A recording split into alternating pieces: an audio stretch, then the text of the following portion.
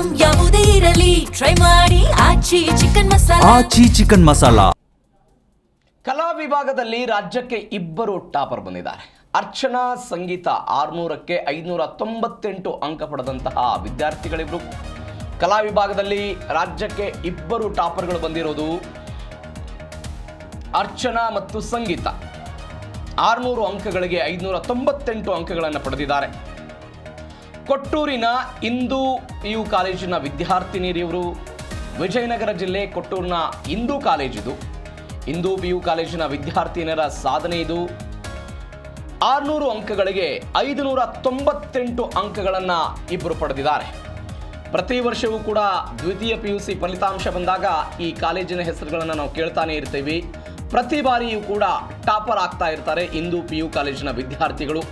ಇದೀಗ ಅರ್ಚನಾ ಮತ್ತು ಸಂಗೀತ 600ಕ್ಕೆ 598 ಅಂಕಗಳನ್ನು ಗಳಿಸುವ ಮುಖಾಂತರ ಕಲಾ ವಿಭಾಗದ ಟಾಪರ್ಗಳಾಗಿ ಇವರು ಹೊರಹೊಮ್ಮಿದ್ದಾರೆ. ಇದು ವಿಜಯನಗರ ಜಿಲ್ಲೆಯ ಹಿಂದೂ PU ಕಾಲೇಜಿದು. ವಿಜಯನಗರ ಜಿಲ್ಲೆ ಕೊಟ್ಟೂರಿನ ಹಿಂದೂ PU ಕಾಲೇಜ್ ಕಲಾ ವಿಭಾಗದಲ್ಲಿ ಅತಿ ಹೆಚ್ಚು ಅಂಕಗಳನ್ನು ಇವರು ಪಡೆದುಕೊಂಡಿದ್ದಾರೆ.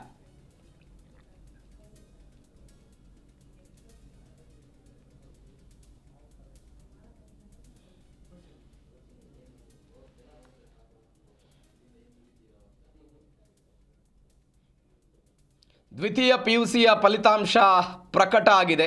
ಯಾವ್ಯಾವ ವಿಭಾಗದಲ್ಲಿ ಯಾರ್ಯಾರು ರ್ಯಾಂಕ್ ಬಂದಿದ್ದಾರೆ ಅಂತ ನಾವು ಗಮನಿಸ್ತಾ ಇದ್ದೀವಿ. ಇದೀಗ ವಿಜಯನಗರ ಜಿಲ್ಲೆಯ ಕೊಟ್ಟೂರಿನ ಹಿಂದೂ PU ಕಾಲೇಜ್ ವಿದ್ಯಾರ್ಥಿಗಳು ಕಲಾ ವಿಭಾಗದಲ್ಲಿ ಇದೀಗ ಸ್ಥಾನಗಳನ್ನು ಪಡೆದುಕೊಂಡಿರೋದು ಅರ್ಚನಾ ಮತ್ತು ಸಂಗೀತ. ಅಂದರೆ 600ಕ್ಕೆ 598 ಅಂಕಗಳನ್ನು ಪಡೆದುಕೊಂಡು ಇಬ್ಬರು ಕೂಡ ಇದೀಗ ಟಾಪರ್ ಆಗಿದ್ದಾರೆ. 2025ರ ದ್ವಿತೀಯ PUC ಫಲಿತಾಂಶದಲ್ಲಿ ಈ ಕಾಲೇಜಿನ ವಿದ್ಯಾರ್ಥಿನಿ ಸಂಜನಾಬಾಯಿ ಅಂತ 600ಕ್ಕೆ 597 ಅಂಕಗಳನ್ನು ಪಡೆದುಕೊಳ್ಳುವ ಮುಖಾಂತರ ಇಡೀ ರಾಜ್ಯಕ್ಕೆ ಒಂದು ಪ್ರಥಮ ಸ್ಥಾನವನ್ನು ಪಡೆದುಕೊಂಡಿದ್ದರು. ದ್ವಿತೀಯ PUC ಕಲಾ ವಿಭಾಗದಲ್ಲಿ ಸಾಧನೆ ಹಿನ್ನೆಲೆ ಕೊಟ್ಟೂರು ಪಟ್ಟಣದ ಹಿಂದೂ ಕಾಲೇಜಿನಲ್ಲಿ ಸಂಭ್ರಮ ಸಹಜವಾಗಿದೆ. ವಿಜಯನಗರ ಜಿಲ್ಲೆಯ ಕೊಟ್ಟೂರು ಪಟ್ಟಣದ ಕಾಲೇಜಿದು. ಈ ಕಾಲೇಜಿನಲ್ಲಿ ಸಂಭ್ರಮ. ಆ ಕಾಲೇಜಿನ ಇಬ್ಬರು ವಿದ್ಯಾರ್ಥಿಗಳು ಕಲಾ ವಿಭಾಗದಲ್ಲಿ ರ್ಯಾಂಕ್ ಗಳಿಸಿದ್ದಾರೆ. ಅರ್ಚನಾ ಮತ್ತು ಸಂಗೀತಾಳ್ಗೆ ಅದ್ದೂರಿ ಸ್ವಾಗತ ಮಾಡೋದಕ್ಕೆ ಒಂದು ಸಿದ್ಧತೆಯನ್ನು ಮಾಡಿಕೊಂಡಿದ್ದಾರೆ. ಕಾಲೇಜಿನ ಆಡಳಿತ ಮಂಡಳಿ, ವಿದ್ಯಾರ್ಥಿಗಳೆಲ್ಲರೂ ಕೂಡ ಸಿದ್ಧತೆಯನ್ನು ಮಾಡಿಕೊಂಡಿದ್ದಾರೆ. ವಿಜಯನಗರ ಜಿಲ್ಲೆಯ ಕೊಟ್ಟೂರು ಪಟ್ಟಣದ ಕಾಲೇಜಿದು. ಕಲಾ ವಿಭಾಗ ಅಂತ ಹೇಳಿದ್ರೆ ಅನೇಕರಿಗೆ ಇತಿಹಾಸ, ಅಂಕಿ ಸಂಖ್ಯೆ, ಅರ್ಥಶಾಸ್ತ್ರ ಎಲ್ಲವೂ ಕಠಿಣ ಅಂತ ಕೆಲವೊಂದಿಷ್ಟು ಜನ ಹೇಳ್ತಾ ಇರ್ತಾರೆ. ಇವೆಲ್ಲದರ ನಡುವೆಯೂ ಕೂಡ 600ಕ್ಕೆ 598 ಅಂಕಗಳನ್ನು ಗಳಿಸಿದ್ದಾರೆ.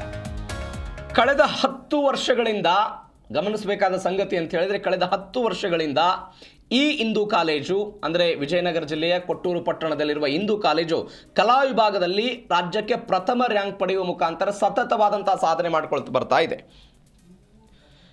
ಈ ಬಗ್ಗೆ ಹೆಚ್ಚಿನ ಡೀಟೇಲ್ಸ್ ಕೊಡ್ತಾರೆ ನಮ್ಮ ಪ್ರತಿನಿಧಿ ಮಂಜುನಾಥ್ ಹಿರೇಮಠ್. ಫೋನ್ ನೇರ ಸಂಪರ್ಕಕ್ಕೆ ಸಿಗ್ತಿದ್ದಾರೆ. ಮಂಜುನಾಥ್, ಕೊಟ್ಟೂರಿನ ಹಿಂದೂ ಕಾಲೇಜು ಪ್ರತಿ ಬಾರಿಯೂ ಕೂಡ ಫಲಿತಾಂಶ ಬಂದಾಗ ಈ ಕಾಲೇಜಿನ ಹೆಸರು ಇದ್ದೇ ಇರುತ್ತೆ. ಈ ವರ್ಷದ ದ್ವಿತೀಯ PUC ಫಲಿತಾಂಶದಲ್ಲಿ ಈ ಕಾಲೇಜಿನ ಸಾಧನೆ ಏನು? ಪ್ರವೀಣ್, ಖಂಡಿತವಾಗೂ ಏನಿವತ್ತು ದ್ವಿತೀಯ PUC ರಿಸಲ್ಟ್ 3 ಗಂಟೆಗೆ ಅನೌನ್ಸ್ ಆಗುತ್ತೆ. ಅದು ಆನ್ಲೈನಲ್ಲಿ ಸಿಗುತ್ತೆ ಅನ್ನುವಂಥ ನಿಟ್ಟಿನಲ್ಲಿ ಶಿಕ್ಷಣ ಇಲಾಖೆ ಈ ಹಿಂದೆ ಅಂದರೆ ನಿನ್ನೆ ಮಧ್ಯಾಹ್ನದ ಸಮಯದಲ್ಲಿ ಹೇಳಿತ್ತು. ಜೊತೆಗೆ ಮಧು ಬಂಗಾರಪ್ಪನವರು, ಶಿಕ್ಷಣ ಸಚಿವರಾಗಿರುವಂಥ ಮಧು ಬಂಗಾರಪ್ಪನವರು ಇವತ್ತು ಸಂಜೆ 6:15 ಒಳಗಾಗಿ ಸುದ್ದಿಗೋಷ್ಠಿಯನ್ನು ನಡೆಸ್ತಾರೆ. ಯಾರು ಅಧಿಕೃತವಾಗಿ ರಾಜ್ಯಕ್ಕೆ ಪ್ರಥಮ ಬಂದಿರ್ತಾರೆ, ಯಾವ ಜಿಲ್ಲೆ ಪ್ರಥಮ ಬಂದಿರುತ್ತೆ ಎನ್ನುವಂಥ ಮಾಹಿತಿಯನ್ನು ಸದ್ಯಕ್ಕೆ ಅಧಿಕೃತವಂತ ಮಾಹಿತಿ ಹೊರಗೆ ಹಾಕುವಂಥ ಕೆಲಸ ಮಧು ಬಂಗಾರಪ್ಪನವರು ಮಾಡ್ತಾರೆ. ಅದಕ್ಕೂ ಮುನ್ನ ಈಗ ವೆಬ್ಸೈಟ್ನಲ್ಲಿ ಶಿಕ್ಷಣ ಇಲಾಖೆ ವೆಬ್ಸೈಟ್ ಆಗ್ಬೋದು, ಕೆಲವೊಂದು ಪೋರ್ಟಲ್ಗಳ ಮೂಲಕವಾಗಿ ಮಾರ್ಕ್ಸ್ ಕಾರ್ಡು ಕೂಡ ಸಿಗುವಂಥ ಕೆಲಸ ಕೂಡ ಆಗತ್ತೆ ಎನ್ನುವಂಥ ಮಾಹಿತಿಯನ್ನು ಶಿಕ್ಷಣ ಇಲಾಖೆ ಕೊಟ್ಟಿರುವಂಥ ಹಿನ್ನೆಲೆಯಲ್ಲಿ ರಾಜ್ಯದ ವಿವಿಧ ಕಾಲೇಜುಗಳಲ್ಲಿ ಪ್ರಥಮ ದ್ವಿತೀಯ ಎನ್ನುವಂಥ ನಿಟ್ಟಿನಲ್ಲಿ ಈಗಾಗಲೇ ಲೆಕ್ಕಾಚಾರವನ್ನು ಆಗ್ತಾ ಇರುವಂಥ ಕೆಲಸ ಆಗ್ತಾ ಇದೆ. ಕೆಲವೊಂದು ಅಂದರೆ ಆರ್ಟ್ಸ್ ಕಾಲೇಜಿನಲ್ಲಿ ವಿಜಯನಗರ ಜಿಲ್ಲೆಯ ನೀವು ಹೇಳ್ತಿದ್ದ ಕೆಲವೊಂದು ಕಾಲೇಜುಗಳೇನಿದ್ದಾವೋ ಈ ಒಂದು ಕಾಲೇಜುಗಳಲ್ಲಿ ಕಳೆದ 2-3 ವರ್ಷಗಳಿಂದ ಕೂಡ ಪ್ರಥಮ ಸ್ಥಾನವನ್ನು ಗಳಿಸುವಂಥ ಕೆಲಸ ಆಗ್ತಾ ಇದೆ. ಕೆಲವೊಂದು ವಿದ್ಯಾರ್ಥಿಗಳು ಈಗಾಗಲೇ 2 ವಿದ್ಯಾರ್ಥಿಗಳು ಆರ್ಟ್ಸ್ ವಿಭಾಗದಲ್ಲಿ 597, 598 ಎನ್ನುವಂಥ ನಿಟ್ಟಿನಲ್ಲಿ ಮಾರ್ಕ್ಸ್ಗಳನ್ನು ತೆಗೆದು ರಾಜ್ಯಕ್ಕೆ ಪ್ರಥಮ ಎನ್ನುವಂಥ ನಿಟ್ಟಿನಲ್ಲಿ ಸದ್ಯಕ್ಕೆ ಈಗ ಗೊತ್ತಾಗ್ತಾ ಇರುವಂಥದ್ದು.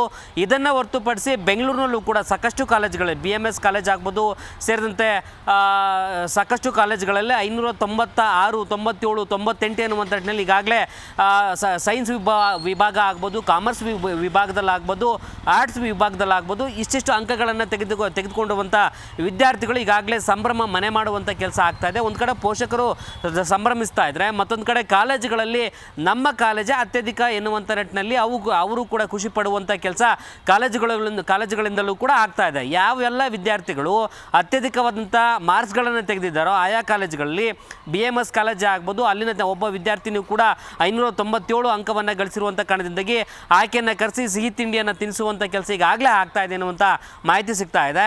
ಇನ್ನು ಉಳಿದಂಥ ಸಾಕಷ್ಟು ಕಾಲೇಜುಗಳು ಇನ್ನಷ್ಟು ಅಪ್ಡೇಟ್ ಬರುವಂಥ ಕೆಲಸ ಆಗುತ್ತೆ. ಯಾಕಂತ ಹೇಳಿದ್ರೆ ಪ್ರತಿ ಬಾರಿಯೂ ಕೂಡ ಮಧು ಬಂಗಾರಪ್ಪನ ಸುದ್ದಿಗೋಷ್ಠಿ ನಡೆಸ್ತಾರೆ. ಸುದ್ದಿಗೋಷ್ಠಿಯನ್ನು ನಡೆಸಿದಾದ ನಂತರ ಯಾರೆಲ್ಲ ರ್ಯಾಂಕ್ ಹೋಲ್ಡರ್ಗಳಾಗಿರ್ತಾರೆ, ಯಾವ ಜಿಲ್ಲೆ ಫಸ್ಟ್ ಬಂದಿರುತ್ತೆ, ಯಾವ ಜಿಲ್ಲೆ ಕಡಿಮೆ ಅಂದರೆ ಕೆಳ ಹಂತದಲ್ಲಿರುತ್ತೆ, ಯಾವ ಜಿಲ್ಲೆ ಇನ್ನಷ್ಟು ಅಭಿವೃದ್ಧಿ ಅಂದ್ರೆ ಹೆಚ್ಚಿನ ರೂಪದಲ್ಲಿ ಅಂದರೆ ಕಳೆದ ವರ್ಷ ಹೋಲಿಕೆ ಮಾಡಿದ್ರೆ ಈ ಬಾರಿ ಯಾವ ಜಿಲ್ಲೆ ಅತ್ಯಧಿಕ ಅಂಕಗಳನ್ನು ಗಳಿಸುವಂಥ ವಿದ್ಯಾರ್ಥಿಗಳನ್ನು ಪಡೆದಂಥ ಜಿಲ್ಲೆ ಆಗಿದೆ ಎನ್ನುವಂಥ ಮಾಹಿತಿಯನ್ನು ಕೊಡ್ತಾ ಇದ್ರು. ಆದರೆ ಈ ಬಾರಿ ಬೈ ಎಲೆಕ್ಷನ್ ಇದ್ದಂಥ ಕಾರಣದಿಂದಾಗಿ ಮಧು ಬಂಗಾರಪ್ಪನ ಸದ್ಯಕ್ಕಂತೂ ಇನ್ನೂ ಪತ್ತೆ ಇಲ್ಲ.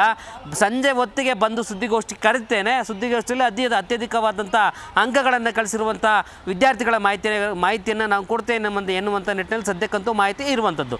ಅದಾದ ಬಳಿಕವಷ್ಟೇ ಯಾರು 600ಕ್ಕೆ 600 ಗಳಿಸಿರ್ತಾರೆ, 600ಕ್ಕೆ 598 ಗಳಿಸಿರ್ತಾರೆ, 599 ಗಳಿಸಿರ್ತಾರೆ, ಯಾವ ವಿಭಾಗದಿಂದ ಗಳಿಸಿರ್ತಾರೆ ಎನ್ನುವಂಥ ನಿಟ್ಟಿನಲ್ಲಿ ಇನ್ನಷ್ಟು ಮಾಹಿತಿ ಸದ್ಯಕ್ಕಂತೂ ಸಿಗುವಂಥ ಕೆಲಸ ಆಗುತ್ತೆ. ಅದಕ್ಕೂ ಮುಂಚಿತವಾಗಿ ಪಡೆದಂಥ ವಿದ್ಯಾರ್ಥಿಗಳು ಒಂದಷ್ಟು ಮಾಹಿತಿಯನ್ನು ಕೊಡುವಂಥ ಕೆಲಸ ಆಗ್ತಾ ಇದೆ. ಮಾಹಿತಿಯನ್ನು ಆಧರಿಸಿ ಸದ್ಯಕ್ಕೆ ಈಗ ವಿಜಯನಗರ ಜಿಲ್ಲೆಯ ಕೆಲವೊಂದು ಕಾಲೇಜುಗಳಾಗ್ಬೋದು, ಬೆಂಗಳೂರಿನಲ್ಲಿರುವಂಥ ಕೆಲವೊಂದು ಕಾಲೇಜಿನ ವಿದ್ಯಾರ್ಥಿಗಳು ಸದ್ಯಕ್ಕೆ ಸಂತಸ ಪಡ್ತಾ ಇರುವಂಥದ್ದು ಆಗ್ತಾ ಇದೆ. ಪೋಷಕರು ಸಂತಸ ಪಡುವಂಥ ಕೆಲಸ ಆಗ್ತಾ ಇದೆ. ಆ ವಿದ್ಯಾರ್ಥಿಗಳು ಇಷ್ಟು ಅಂಕ ಗಳಿಸಬೇಕಾದ್ರೆ ಎಷ್ಟು ಎಫರ್ಟ್ ಹಾಕಿರ್ತಾರೆ, ಎಷ್ಟು ಗಂಟೆ ಓದ್ತಾ ಇದ್ರೆ ಎನ್ನುವಂಥ ನಿಟ್ಟಿನಲ್ಲಿ ಅವರನ್ನು ಮಾತಾಡಿಸಿದ ನಂತರವಷ್ಟೇ ಗೊತ್ತಾಗುತ್ತೆ. ಪ್ರವೀಣ್. ಮಂಜುನಾಥ್, ಮತ್ತೊಂದು ಕಡೆ ಕಳೆದ ಬಾರಿ ದ್ವಿತೀಯ PUC ಫಲಿತಾಂಶ ಕಡಿಮೆ ಆಗುತ್ತೆ ಅನ್ನುವಂಥ ಅಸಮಾಧಾನಗಳು ವ್ಯಕ್ತವಾಗಿತ್ತು. ಇದೀಗ 12%ಕ್ಕಿಂತ ಅಧಿಕ ಮಟ್ಟದಲ್ಲಿ ದ್ವಿತೀಯ PUC ಫಲಿತಾಂಶದಲ್ಲಿ ಏರಿಕೆ ಆಗಿದೆ ಎನ್ನುವಂಥದ್ದಿದೆ. ಖಂಡಿತ. ಯಾಕಂತ ಹೇಳಿದ್ರೆ ಪ್ರತಿ ಬಾರಿಯೂ ಕೂಡ ಕೆಲವೊಂದು ಜಿಲ್ಲೆಗಳು ಕೆಳ ಹಂತದಲ್ಲಿರ್ತವೆ. ನೆಕ್ಸ್ಟ್ ವರ್ಷ ನಾವು ಯಾಕೆ ಕೆಳ ಹಂತದಲ್ಲಿ ಇದ್ದೇವೆ ಎನ್ನುವಂಥ ನಿಟ್ಟಿನಲ್ಲಿ ಮಾಹಿತಿ ತಿಳಿದಾದ ನಂತರ ಇನ್ನಷ್ಟು ಎಫರ್ಟ್ ಹಾಕುವಂಥ ವಿದ್ಯಾರ್ಥಿಗಳ ಜೊತೆಗೆ ಅವ್ರನ್ನ ಅತಿ ಹೆಚ್ಚು ಅಂಕ ಗಳಿಸುವಂಥ ಕೆಲಸಕ್ಕೆ ಮುಂದಾಗುವಂಥ ಕೆಲಸ ಕಾಲೇಜುಗಳು ಮಾಡ್ತಾರೆ. ಅದೇ ಕಾರಣಕ್ಕಾಗಿ ಕೆಲವೊಂದು ಜಿಲ್ಲೆಗಳಲ್ಲಿದ್ದಂಥ ಕಾಲೇಜುಗಳು ಕೆಳ ಹಂತದಲ್ಲಿದ್ದಂತಹ ಸ್ಥಿತಿಯನ್ನು ಮೇಲಕ್ಕೆತ್ತುವಂಥ ಕೆಲಸ ಆಗಿರುವಂಥದ್ದು. ಉದಾಹರಣೆಗೆ ಬೆಂಗಳೂರು ಕಳೆದ 8 ವರ್ಷಗಳ ಹಿಂದೆ 14ನೇ ಸ್ಥಾನ 15ನೇ ಸ್ಥಾನ ಎನ್ನುವಂಥ ನಿಟ್ಟಿನಲ್ಲಿ ಗಳಿಕೆ ಮಾಡ್ತಾ ಇತ್ತು. ಕಳೆದ ವರ್ಷ ಹೋಲಿಕೆ ಮಾಡಿದ್ರೆ 5, 6, 7 ಎನ್ನುವಂಥ ನಿಟ್ಟಿನಲ್ಲಿ ಮೇಲಕ್ಕೇರುವಂಥ ಕೆಲಸ ಆಗಿದೆ. ಬೆಂಗಳೂರು ಗ್ರಾಮಾಂತರ ಅಷ್ಟೇ 18, 20 ಸ್ಥಾನ ಅಲಂಕರಿಸ್ತಾ ಇದ್ದದ್ದು 3, 4ನೇ ಸ್ಥಾನಕ್ಕೆ ಬಂದು ಜಿಗಿಯುವಂಥ ಕೆಲಸ ಆಗ್ತಾ ಇದೆ. ಜೊತೆಗೆ ಹಾಸನ ಜಿಲ್ಲೆ ಎನ್ನುವಂಥದ್ದು ಏನಿದೆಯೋ ಕಳೆದ 1-2-3 ವರ್ಷಗಳ ಒಂದು ಹೋಲಿಕೆ ಮಾಡಿಕೊಂಡ್ರೆ 1, 2, 3 ಎನ್ನುವಂಥ ಲೆಕ್ಕಾಚಾರದಲ್ಲಿ ಬರ್ತಾ ಇತ್ತು. ದಕ್ಷಿಣ ಕನ್ನಡ, ಉಡುಪಿ, ಶಿವಮೊಗ್ಗ ಜಿಲ್ಲೆ ಆಗ್ಬೋದು, ಚಿಕ್ಕಮಗಳೂರು ಜಿಲ್ಲೆ 1, 2 ಸ್ಥಾನವನ್ನು ಗಳಿಸುವಂಥ ಕೆಲಸ ಪ್ರತಿ ಬಾರಿಯೂ ಕೂಡ ಆಗ್ತಾ ಇದೆ.